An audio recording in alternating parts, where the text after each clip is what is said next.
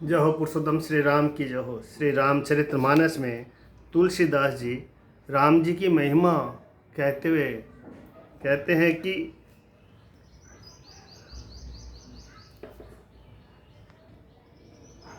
भाय कुभाय अनख आलस हूँ, नाम जपत मंगल दिशि दस हूँ।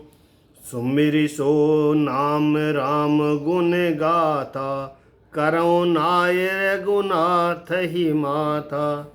अच्छे भाव प्रेम से, बुरे भाव वैर से, क्रोध से या आलस्य से, किसी तरह से भी नाम जपने से दसों दिशाओं में कल्याण होता है।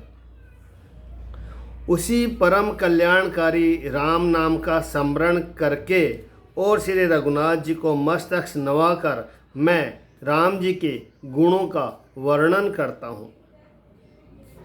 वे श्री राम जी मेरी बिगड़ी सब तरह से सुधार लेंगे, जिनकी कृपा करने से नहीं अगाती। राम से उत्तम स्वामी और मुझ सरी का बुरा सेवक, इतने पर भी उन दयानिधि ने अपनी ओर देखकर मेरा पालन किया। जय श्री राम। और श्री तुलसीदास जी आगे लिखते हैं कि रहतिन प्रभु चित चूक किए की, करत सुरति सय बारहिए की। जेहि यद बदहि व्याध जिमि बाली, फिर सुकंठ सोई की नहीं कुचाली। प्रभु श्री रामचंद्र जी प्रभु के चित्त में अपने भक्तों की हुई भूल चूक याद नहीं रहती, वे उसे भूल जाते हैं और उनके हृदय की अच्छाई नीकी को सौ बार याद करते रहते हैं।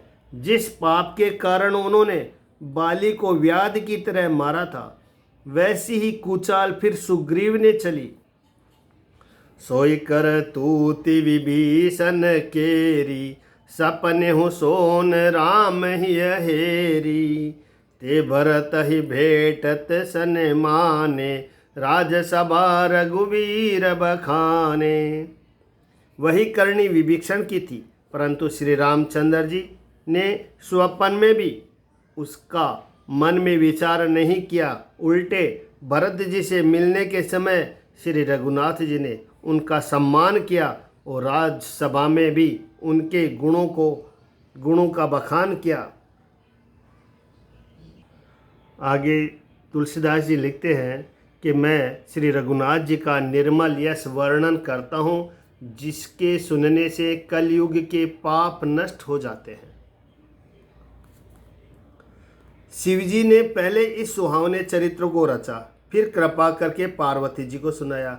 वही चरित्र शिवजी ने काकभूषण जी को राम भक्त और अधिकारी पहचान कर दिया। उन काकभूषण जी ने फिर याज्ञवल्क्य जी ने पाया और उन्होंने फिर उसे भारद्वाज जी को गाकर सुनाया।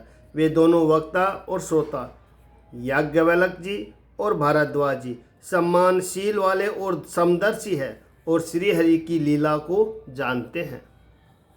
वे अपने ज्ञान से तीनों कालों की बातों को हथेली पर रखे हुए आंवले के समान प्रत्यक्ष जानते हैं। और भी जो सुजान भगवान की लीलाओं का रहस्य जानने वाले हरि भक्त है, वे इस चरित्र को नाना प्रकार से कहते, सुनते और समझते हैं। फिर वही कथा मैंने वाराह क्षेत्र में अपने गुरुजी से सुनी, परंतु उस समय मैं लड़कपन के कारण बहुत बेसमझ था, इसी से उसको उस प्रकार अच्छी तरह समझा नहीं।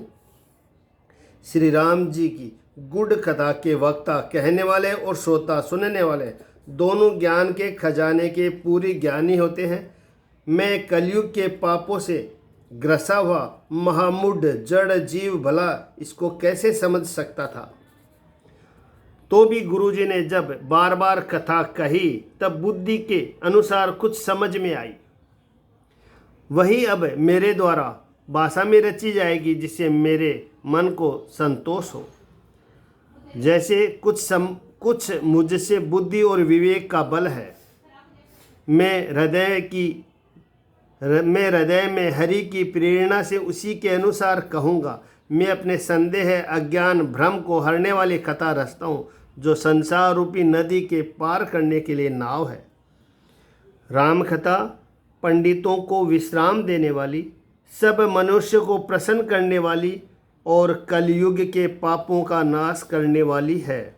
राम कथा कलयुग रूपी सांप के लिए मोरनी है और विवेक रूपी अग्नि के प्रकट करने के लिए अरणि मंथन की जाने वाली लकड़ी है। अर्थात इस कथा से ज्ञान की प्राप्ति होती है। राम कथा कलयुग में सब मनोरथों को पूर्ण करने वाली कामधेनु गो है और सज्जनों के लिए सुंदर संजीवनी जड़ी है। पृथ्वी पर यह अमृत की नदी है, जन्म मरण रूपी भय का नाश करने वाली और ब्रह्म रूपी मेंढकों को खाने के लिए सर्पणी है। यह राम कथा असुरों की सेना के समान नरकों का नाश करने वाली और साधु रूप देवताओं के कुल का हित करने वाली पार्वती दुर्गा है। यह संत समाज रूपी क्षीर समुद्र के लिए लक्ष्मी जी के समान है और संपूर्ण विश्व का भार उठाने में अचल पृथ्वी के समान है।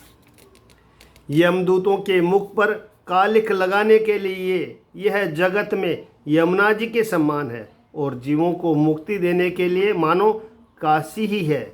यह श्री राम जी को पवित्र तुलसी के समान प्रिय है और तुलसीदास जी के लिए हुलसी यानी तुलसीदास जी की माता के समान हृदय से हित करने वाली है। यह राम कथा शिव जी को नर्मदा जी के समान प्यारी है। यह सब सिद्धियों की तथा सुख संपत्तियों की राशि है। सद गुण रूपी देवताओं के उत्पन्न और पालन पोषण करने के लिए माता अदिति के समान है। श्री रघुनाथ जी की भक्ति और प्रेम की परम सीमा से है।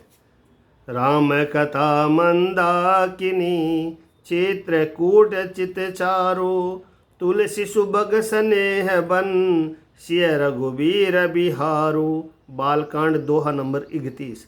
तुलसीदास जी कहते हैं कि राम कथा मंदाकिनी नदी है, सुंदर निर्मल चित्रकूट है और सुंदर स्नेही वन है, जिसमें श्री सीताराम जी विहार करते हैं।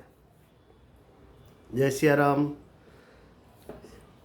श्री रामचरितमानस के 5-7 पेज रोज़ पढ़ने चाहिए। बहुत फ़ायदा होता है, जीवन सुखमय होता है। जय सिया राम।